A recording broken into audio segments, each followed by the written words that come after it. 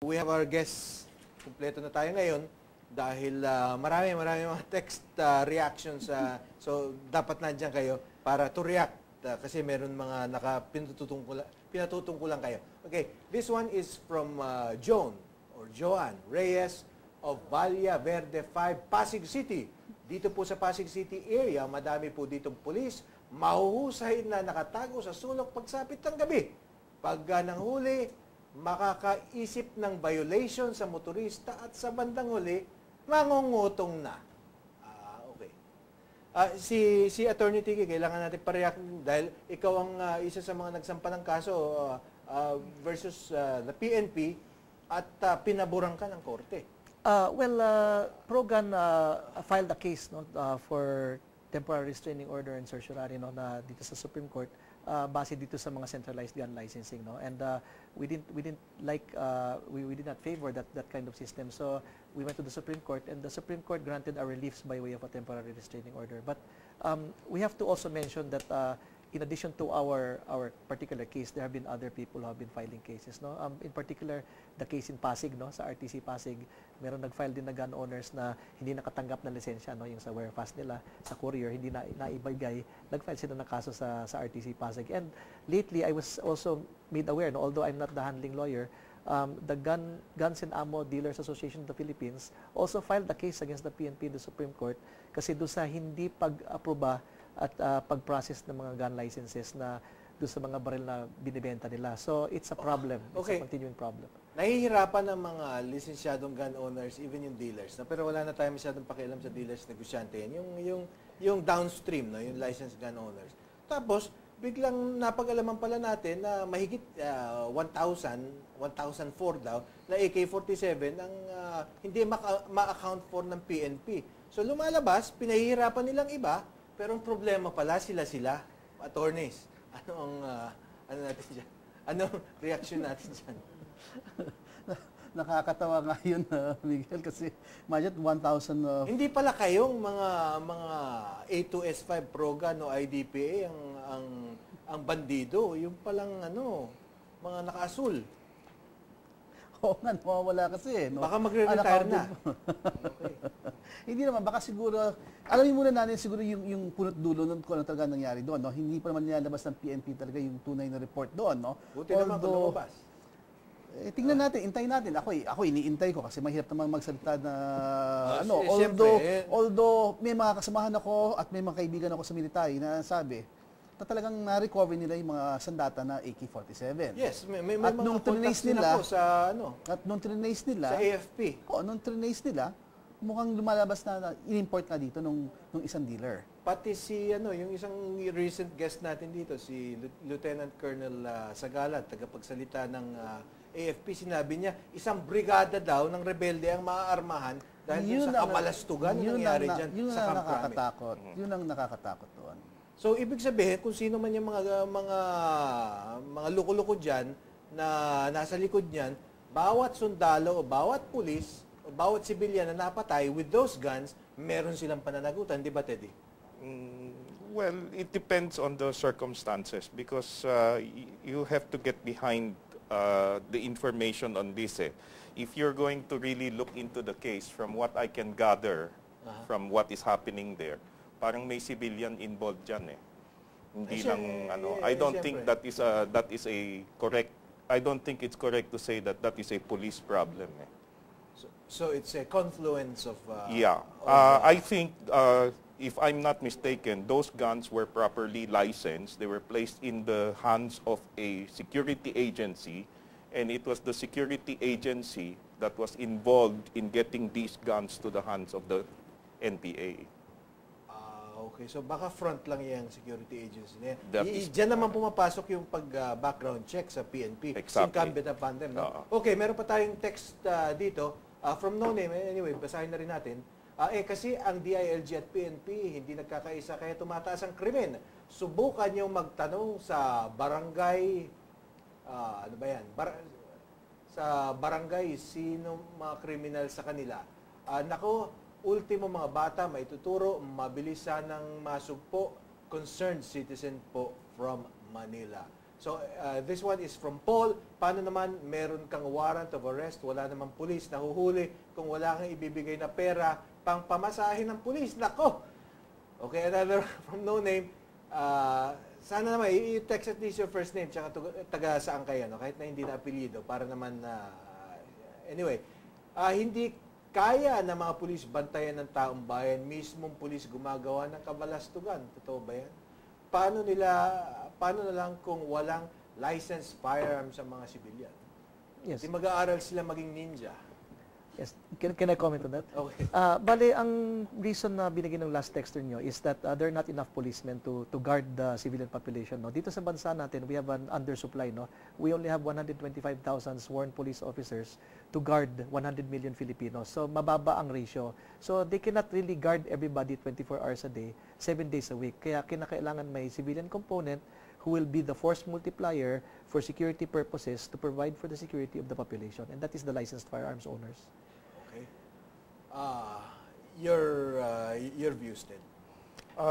Like I said, crime is committed because the criminal has an overpowering advantage over the victim. Now, if the victim is not an easy victim, he's not helpless, he's not unarmed, then the criminal will have to think twice, and therefore, So may laban. May laban Kahit yung papaano. biktima. Okay? So, what we're talking about is bigyan mo ng panlaban yung biktima. We, the Para hindi citizens, the ordinary population, are the ones who will become victims. Give us the capability, okay, to stop the crime from being inflicted on us. Okay. All right? And when we try to do that by getting licensed firearms, you give us a hard time. Okay? A drug addict who has a complaint filed against him cannot be forced to take a drug test. All firearms holders, when they submit their applications, we have to give them our drug test. At gusto pa nila Oh. pasukin. Yung alam mo ng drug addict, hindi kailangan mag-drug test eh. Pwede ba yung ini-inspect daw ang mga bahay ngayon? Ang problema minsan, there is a trust issue di ba? Hindi. Gusto mo Yun bang nga yung na-TRO di ba? Kasi bawal yun Hindi mo pwedeng i-waive yung right mo sa gano'n. It's a Pag mag-apply ka ng constitutional right, lisensya, diba? kailangan i-waive mo yung right mo to be searched. You cannot waive that in an application.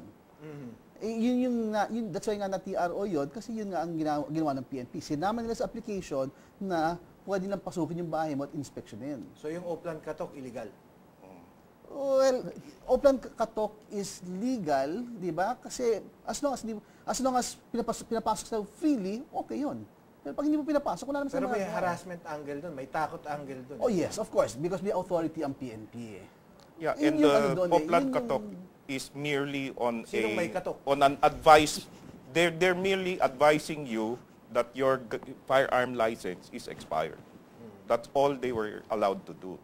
Now, the actual renewal or whatever you have done with your firearm, you still have to deal with the FEO at that time. If I can add this Oplan Katok, no, there's really no need for the PNP to go house to house, no, personally. They can just send letters by mail, no, do sa bawat bahay. It's a waste of time and resources for the PNP to Imbes go na nagbabantay, house to house. Yes.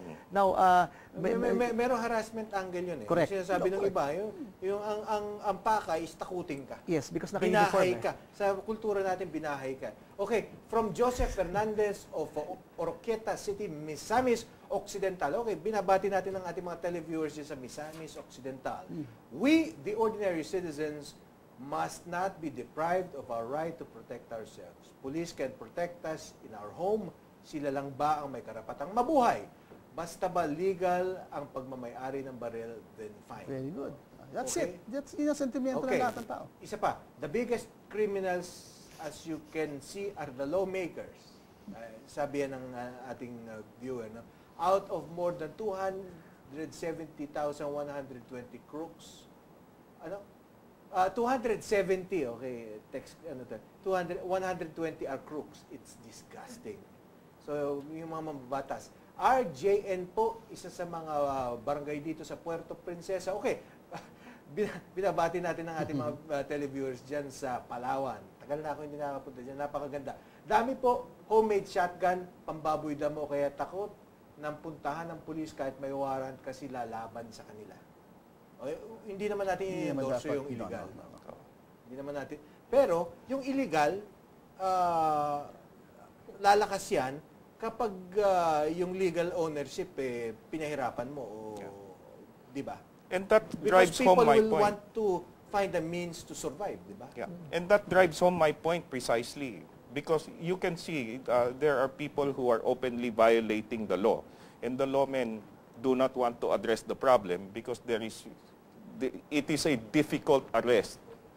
Right? So more so for the criminal who wants to get away with it, and he sees a victim who is armed or a victim who can fight back, he will choose another victim who cannot fight back. So the point here is pure and simple. The police, in their restriction of the licensed firearms, is actually making their own job more difficult. Okay. Your rate natin, 1 to 10 ang PNP performance, isa-isa. Attorney Judo, 1 to 10, 10 being the highest, o pinakamagaling, 1 being the lowest, pinakamahina. I would like to give them just a passing grade, probably 5 or 6. No? Kasi ang daming criminality, hindi na solve. Wala naman ako nakikita. 5 or 6 as respect siguro dun sa mga talaga nagtatrabaho. Sa mga nagtatrabaho, of course. Okay. For the benefit of those who actually do their jobs well. On my point, honest assessment 1 would to be either 3.5 to 4. Yeah. Teddy. I will have to agree with Judo. I mean, there are people who are dedicated to their duty. They are trying to do their job. Unfortunately, they are few and far in between. So I would give it at least, as far as the police performance is concerned, maybe between 4 and 5. Okay. Your parting shots, gentlemen, from Judo to Tiki to Teddy. Parting shots, well, siguro dapat, yung kamukha kanila, dapat siguro paigtingin talaga yung presence ng police. They should do their jobs better and make sure that they are able to address criminality immediately and fast para magkaroon ng tiwala ang tao. Tiki. Okay. ProGun has always been in favor of licensed gun ownership, legitimate licensed gun owners, and part and parcel of crime prevention is proper and responsible gun ownership in the hands of civilians who are licensed, who are capable and willing to defend themselves. Yeah. As a parting shot, I would just like to point out the fact that majority, and by majority I mean more than half, of the victims of crime are women. And women cannot defend themselves. You give a woman a knife, she cannot defend herself with a knife. You have to give her a gun. Okay. And on that note, we support the police. No? We support good law enforcement. So, that means we support good policemen. So, hindi como binabatikos natin, ibig sabihin binabatikos natin ang institusyon, binabatikos natin yung mga bad eggs dyan sa institusyon na yan na pakiramdam natin ay tila dumarami. Pero kailangan din natin saluduhan yung mga pulis naman na talagang gumagawa ng kanilang trabaho.